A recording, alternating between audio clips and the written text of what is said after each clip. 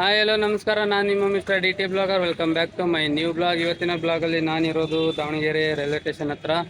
ತಮಿಳ್ನಾಡಿನ ಬೇರೆ ಬೇರೆ ದೇವಸ್ಥಾನಗಳಿಗೆ ಭೇಟಿ ನೀಡೋಕ್ಕಂತ ಹೋಗ್ತಾ ಇದ್ದೀನಿ. ಹಾಗೆ ನಿಮಗೂ ತೋರಿಸ್ತೀನಿ ಯಾವ ಥರ ತಮಿಳ್ನಾಡಲ್ಲಿ ದೇವಸ್ಥಾನ ಯಾವ ಥರ ಇರುತ್ತೆ, ದೇವ್ರ ದರ್ಶನ ಕೂಡ ಮಾಡಿಸ್ತೀನಿ ಅಂತ ಹೇಳ್ತಾ ಇವತ್ತಿನ ಜರ್ನಿನ ಸ್ಟಾರ್ಟ್ ಮಾಡೋಣ. ಇವತ್ತಿನ ವಿಡಿಯೋ ಸ್ಟಾರ್ಟ್ ಮಾಡೋಕ್ಕಿಂತ ಮುಂಚೆ ಈ ವಿಡಿಯೋ ಯಾರು ಹೊಸದಾಗಿ ನೋಡ್ತಿದ್ದೀರೋ ಲೈಕ್ ಮಾಡಿ, ಕಮೆಂಟ್ ಮಾಡಿ, ಹಾಗೆ ಸಬ್ಸ್ಕ್ರೈಬ್ ಮಾಡಿ, ಬೆಲ್ಲೈಕನ್ ಒತ್ತಿ ಅಂತ ಹೇಳ್ತಾ ಇವತ್ತಿನ ವಿಡಿಯೋ ಸ್ಟಾರ್ಟ್ ಮಾಡೋಣ. ಬನ್ನಿ ಇವತ್ತಿನ ತಮಿಳ್ನಾಡು ಟ್ರಿಪ್ನ ಜರ್ನಿನ ಸ್ಟಾರ್ಟ್ ಮಾಡೋಣ.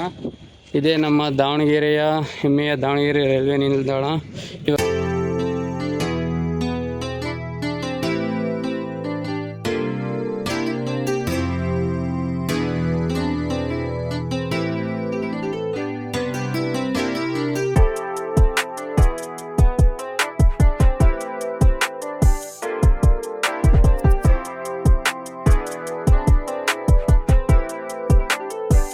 ತಂಜಾವೂರಿಂದು ಟ್ರೈನ್ ಹತ್ತಿದೀವಿ.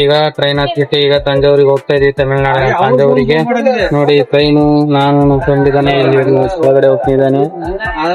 ಈಗ ಟ್ರೈನ್ ಬಿಟ್ಟಿದೆ, ಈಗ ಹೋಗ್ತಾ ಇದೆ ನೋಡೋದು. ನಾವೀಗ ತಂಜಾವೂರು ರೈಲ್ವೆ ಸ್ಟೇಷನ್ ಹತ್ರ ಬಂದು ಹೇಳ್ಕೊಂಡಿದ್ದೀನಿ. ಈಗ ನೆಕ್ಸ್ಟ್ ನಾ ಈಗ ಫ್ರೆಶ್ ಅಪ್ ಆಗ್ಬಿಟ್ಟು ಈಗ ಬೃಹದೇಶ್ವರ ಟೆಂಪಲ್ ತಂಜಾವೂರು ಅಲ್ಲಿ ಹೋಗ್ಬಿಟ್ಟು ಆ ದೇವಸ್ಥಾನದ ಚಿತ್ರಣದ ಮೂಲಕ ಎಕ್ಸ್ಪ್ಲೋರ್ ಮಾಡ್ತೀನಿ. ಬನ್ನಿ ಫ್ರೆಂಡ್ಸ್, ಹೋಗೋಣ.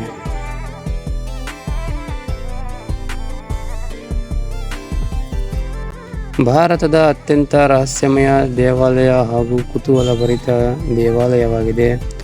ಹಾಗೂ ಅಷ್ಟೊಂದು ಎತ್ತರದ ಗೋಪುರವಿದ್ರೂ ಕೂಡ ಇದರ ನೆರಳು ಭೂಮಿ ಮೇಲೆ ಬೀಳಲ್ಲ ಅಂತೆ. ಈ ದೇವಸ್ಥಾನಕ್ಕೆ ಏನಾದರೂ ಹೋದರೆ ದೇವರ ಬಳಿ ಏನೂ ಬೇಡ ಆಗಿಲ್ಲಂತೆ.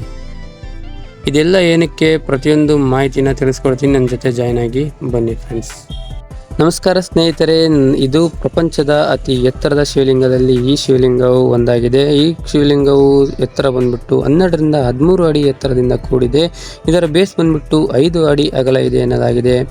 ಈ ಗೋಪುರದ ಮೇಲಿರ್ತಕ್ಕಂತಹ ಗುಂಬ ಬಂದ್ಬಿಟ್ಟು 80 ಟನ್ನಿಂದ ಕೂಡಿದೆ ಅಂತ ಹೇಳಲಾಗಿದೆ.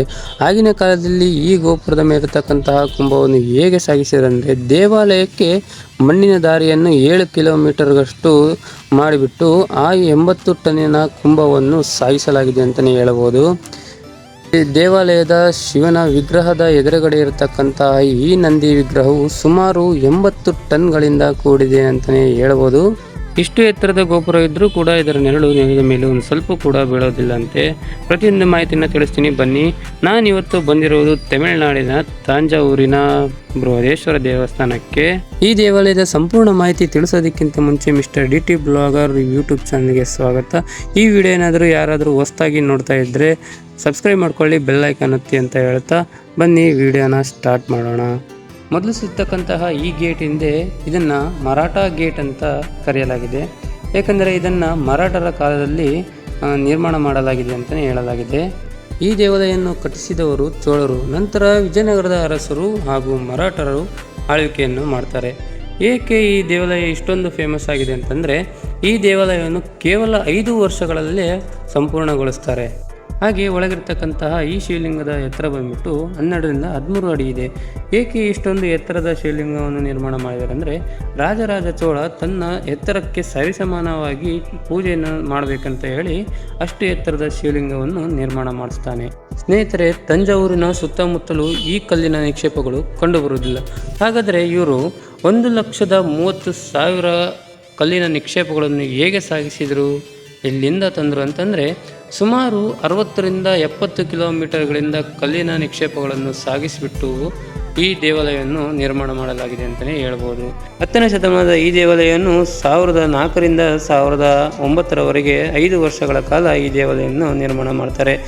ಈ ದೇವಾಲಯವು ಲೋಕಾರ್ಪಣೆಗೊಂಡಿದ್ದು 1 ವರ್ಷದ ನಂತರ, ಅಂದರೆ 1010ರಲ್ಲಿ. ಈ ದೇವಾಲಯವನ್ನು ನಿರ್ಮಾಣ ಮಾಡಿಸಿದವರು ರಾಜರಾಜ ಚೋಳ ಅಂತಲೇ ಹೇಳ್ಬೋದು. ಈ ದೇವಾಲಯವನ್ನು ವಿಶ್ವ ಪಾರಂಪರಿಕ ತಾಣವಾಗಿ ಮಾಡಲಾಗಿದೆ. ಇದನ್ನು ವಿಶ್ವದಲ್ಲೇ ಸಂಪೂರ್ಣ ಗ್ರಾನೈಟ್ ನಿರ್ಮಿತ ದೇವಸ್ಥಾನ ಎಂದು ಕರೆಯಲಾಗಿದೆ. ಇದರ ವಾಸ್ತುಶಿಲ್ಪವನ್ನು ದ್ರವಿಡಿಯನ್ ಶೈಲಿಯಲ್ಲಿ ಮಾಡಲಾಗಿದೆ. ಈ ದೇವಾಲಯದ ಶಿಲ್ಪಿ ಬಂದು ಕುಂಜರ ಮಲ್ಲನ್ ರಾಜರಾಜ ಪೆರುತಂಜನ್ ಅಂತ ಹೇಳಲಾಗುತ್ತೆ. ಹೌದು ಸ್ನೇಹಿತರೆ, ದೇಗುಲದ ವಾಸ್ತುಶಿಲ್ಪವನ್ನು ಗ್ರಂಥಗಳು ಏನಿದೆ ವಾಸ್ತುಶಾಸ್ತ್ರ ಮತ್ತು ಆಗಮಶಾಸ್ತ್ರದ ಪ್ರಕಾರ ನಿರ್ಮಿಸಲಾಗಿದೆ ಅಂತಲೇ ಹೇಳಬಹುದು. ಸ್ನೇಹಿತರೆ, ಈ ದೇವಾಲಯದ ನಿರ್ಮಾಣಕ್ಕೆ ಎಲ್ಲೂ ಕೂಡ ಸುಣ್ಣವನ್ನು ಬಳಸಲಾಗಿಲ್ಲ. ಅಂದರೆ ಕಲ್ಲುಗಳ ಇಂಟರ್ಲಾಕ್ಗಳ ಮೂಲಕ ಈ ದೇವಾಲಯವನ್ನು ನಿರ್ಮಾಣ ಮಾಡಲಾಗಿದೆ ಅಂತ ಹೇಳ್ಬೋದು.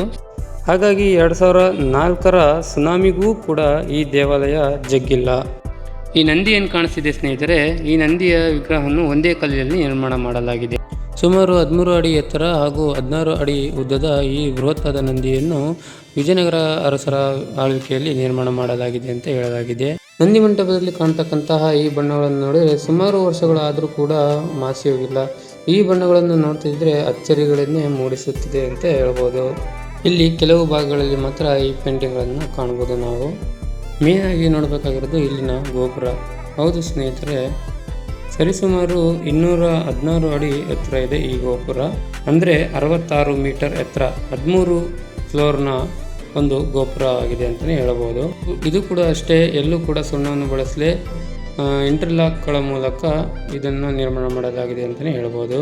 ಸ್ನೇಹಿತರೆ, ಈ ದೇವಾಲಯದಲ್ಲಿ ಭೂಗತ ಸುರಂಗಗಳು ಇವೆ.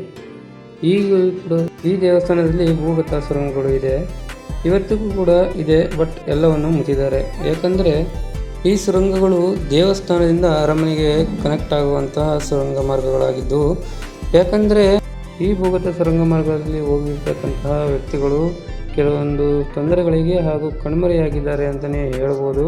ಹಾಗಾಗಿ ಈ ಸುರಂಗ ಮಾರ್ಗಗಳನ್ನು ಮುಚ್ಚಲಾಗಿದೆ ಅಂತ ಹೇಳಿದ್ದಾರೆ. ಆಗಿನ ಕಾಲದಲ್ಲಿ ಬೃಹದೇಶ್ವರ ದೇವಸ್ಥಾನದಲ್ಲಿ ವ್ಯಾಪಾರ ವಹಿವಾಟುಗಳು ನಡೀತಾ ಇತ್ತಂತೆ. ಹಾಗೆ ರಾಜನ ಪಟ್ಟಾಭಿಷೇಕಗಳು ಹಾಗೂ ಬೇರೆ ಬೇರೆ ಸಾಂಸ್ಕೃತಿಕ ಚಟುವಟಿಕೆಗಳು ನಡೀತಾ ಇದ್ವು. ಹಾಗೆ ಆಗಿನ ಕಾಲದಲ್ಲಿ ರಾಜ ಎಷ್ಟು ರಾಯಲ್ ಆಗಿದ್ದ ಅಂತ ಹೇಳ್ಬೇಕಂದ್ರೆ, ರಾಜ ಧರಿಸುತ್ತಿದ್ದಂತಹ ಕಿರೀಟದಲ್ಲಿ 11 ಬಗೆಯ ವಜ್ರಗಳು ಹಾಗೂ 23 ಬಗೆಯ ಮುತ್ತುಗಳು ಇರ್ತಿತ್ತಂತೆ ಆ ಕಿರೀಟದಲ್ಲಿ. ಇದು ಇಲ್ಲಿನ ರಾಜನ ವೈಭೋಗವನ್ನು ಸಾರಿ ಹೇಳುತ್ತದೆ ಅಂತ ಹೇಳಲಾಗಿದೆ. ಹೌದು ಸ್ನೇಹಿತರೆ, ಈ ದೇವಾಲಯದ ನೆರಳು ಇಂದಿಗೂ ಕೂಡ ನೆಲದ ಮೇಲೆ ಬೀಳೋದಂತೆ. ಅದು ನಡೆದು ಹೀಗೆ, ರಾಜ ಬಂದು ಶಿಲ್ಪಿಗೆ ಕೇಳ್ತಾನಂತೆ, ಈ ದೇವಾಲಯಕ್ಕೆ ಯಾವುದೇ ರೀತಿಯಾದ ಬೇರೆ ಬೇರೆ ಸಮಸ್ಯೆಗಳು ಆಗೋದಿಲ್ವ ಅಂತ ಕೇಳ್ತಾನೆ. ಶಿಲ್ಪಿ ಬಾಯಿ ಮಾತಿಗೆ ಹೇಳದೆ ಈ ದೇವಾಲಯದ ನೆರಳು ಕೂಡ ಭೂಮಿ ಮೇಲೆ ಬೀಳದ ಹಾಗೆ ಅಷ್ಟು ಸ್ಟ್ರಾಂಗಾಗಿ ಕಟ್ಟಿದ್ದೀನಿ ಅಂತ ಹೇಳ್ತಾನೆ. ಅದೇ ರೀತಿಯಾಗಿ ಈ ದೇವಾಲಯವು ಮಧ್ಯಾಹ್ನದ ನೆರಳು ಕೂಡ ಬೀಳದೆ ಇಂದಿಗೂ ಕೂಡ ಯಾವುದೇ ರೀತಿಯಾದಂತಹ ನೆರಳು ಕೂಡ ಬೀಳೋದಿಲ್ಲ ಅಂತ ಹೇಳ್ಬೋದು. ನೀವು ಇನ್ನೂ ಏನಾದರೂ ಈ ತಂಜಾವೂರಿನ ಬೃಹದೇಶ್ವರ ದೇವಾಲಯವನ್ನು ಭೇಟಿ ನೀಡಿಲ್ಲ ಅಂದರೆ ಜೀವನದಲ್ಲಿ ಒಮ್ಮೆ ಆದರೂ ಭೇಟಿ ನೀಡಿ ಈ ದೇವಾಲಯವನ್ನು ಕಣ್ತುಂಬಿಕೊಳ್ಳಿ ಅಂತ ಹೇಳಕ್ಕೆ ಇಷ್ಟಪಡ್ತೇನೆ. ನಾನು ಇಷ್ಟೊತ್ತು ಏನು ಹೇಳಿದ ಕಥೆಗಳು ಇದು ನೀವು ಅಲ್ಲಿ ಕಣ್ಣಾರೆ ಕಂಡಾಗ ಗೊತ್ತಾಗುತ್ತೆ ಎಷ್ಟು ಕಷ್ಟಪಟ್ಟು ಈ ದೇವಾಲಯನ ಕಟ್ಟಿದ್ದಾರೆ ಅಂತೇಳಿ. ನೀವೇನಾದರೂ ಅಲ್ಲಿ ಭೇಟಿ ನೀಡಿದರೆ ಅಲ್ಲಿ ಲಾಕರ್ ಸಿಸ್ಟಮ್ ಇದೆ ಹಾಗೂ ಯಾವುದೇ ರೀತಿಯಾದಂತಹ ಕ್ಯಾಮ್ರಾ ಮತ್ತು ಫೋಟೋಶೂಟಿಗೆ ಯಾವುದೇ ರೀತಿಯಂತಹ ತೊಂದರೆಗಳಿಲ್ಲ. ಕೇವಲ ಗರ್ಭಗುಡಿಯಲ್ಲಿ ಮಾತ್ರ ಕ್ಯಾಮ್ರಾ ಅಲೌಡ್ ಇಲ್ಲ, ಇನ್ನು ಉಳಿದ ಕಡೆ ಎಲ್ಲ ಕ್ಯಾಮ್ರಾ ಅಲೌಡ್ ಇದೆ. ನೀವು ಬೇಕಾದಷ್ಟು ಫೋಟೋಶೂಟ್ನ ಮಾಡ್ಕೋಬಹುದು. ಸ್ನೇಹಿತರೆ ಇಷ್ಟು ಹೇಳ್ತಾ ಈ ವಿಡಿಯೋನ ಮುಗಿಸ್ತಾ ಇದ್ದೀನಿ. ಹಾಗೆ ಈ ಕನ್ನಡಿಗರ ಪ್ರಯತ್ನಕ್ಕೆ ಕನ್ನಡಿಗರ ಆಶೀರ್ವಾದ ಎಂದಿಗೂ ಇರುತ್ತೆ ಅಂತ ಹೇಳ್ತಾ ಸಿಗೋಣ ಮುಂದಿನ ವಿಡಿಯೋದಲ್ಲಿ. ಎಲ್ರಿಗೂ ಕೂಡ ನನ್ನ ಕಡೆಯಿಂದ ಅನಂತ ಧನ್ಯವಾದಗಳು.